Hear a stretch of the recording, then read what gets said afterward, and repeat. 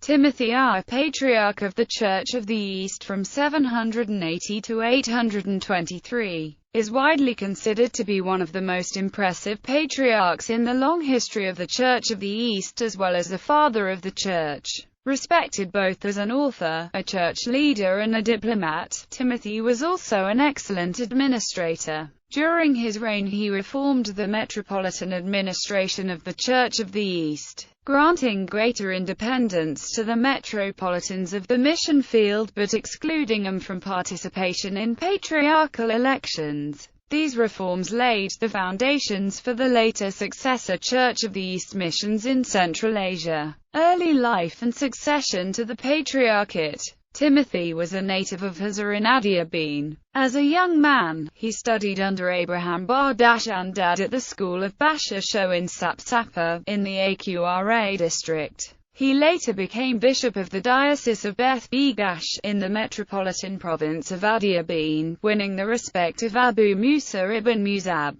the Muslim governor of Mosul, and his Christian secretary Abu Nuh al-Anbari. On the death of the Patriarch Nanisho II in 778, Timothy used a judicious mixture of bribery, deceit and murder to secure his own election as Patriarch. One rival for the post was the elderly Ashoyahb, the superior of the monastery of Bethabe, and Timothy first frightened him by advising him that he might not be fit enough to survive the intrigues of high office, but honored him by offering him the position of Metropolitan of Attribution. A second potential rival, Gawagas, was nominated at a synod convened by the Bishop Thomas of Kashgar in the monastery of Marpathayan in Baghdad. Gawagas enjoyed the support of the Caliph al-Mahdi's Christian Dr. Isa ibn Qararish, and might have been a serious threat to Timothy had he not died suddenly in suspicious circumstances.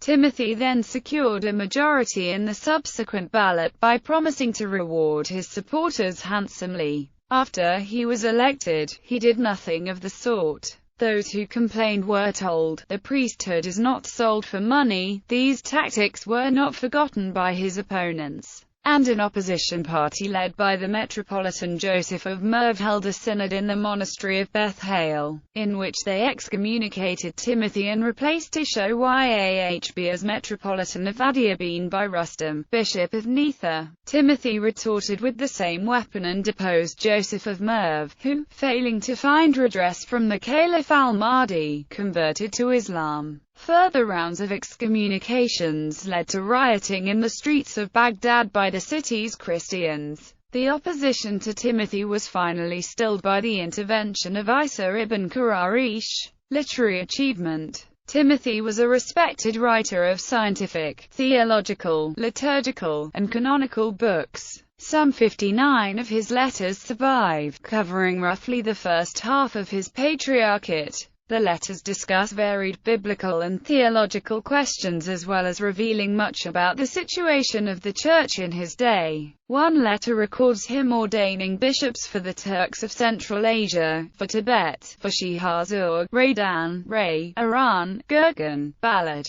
and several other places. The letters also show a wide familiarity with literature from across the ancient Christian world. Because he moved to Baghdad after his election as Patriarch, he was familiar with the Abbasid court and assisted in the translation of works by Aristotle and others. One of Timothy's most famous literary productions was the record of an inconclusive debate on the rival claims of Christianity and Islam, supposedly held in 782 with the third Abbasid Caliph al-Mahdi. The debate, which some argue have been a literary fiction, offers a somewhat unorganized back and forth that lends credence to the argument that the debate took place and was recorded by Timothy himself. It was published first in Syriac and later in Arabic. In its surviving form, in Syriac, it is noticeably respectful towards Islam, and may well have been written for the enjoyment of both Christian and Muslim readers.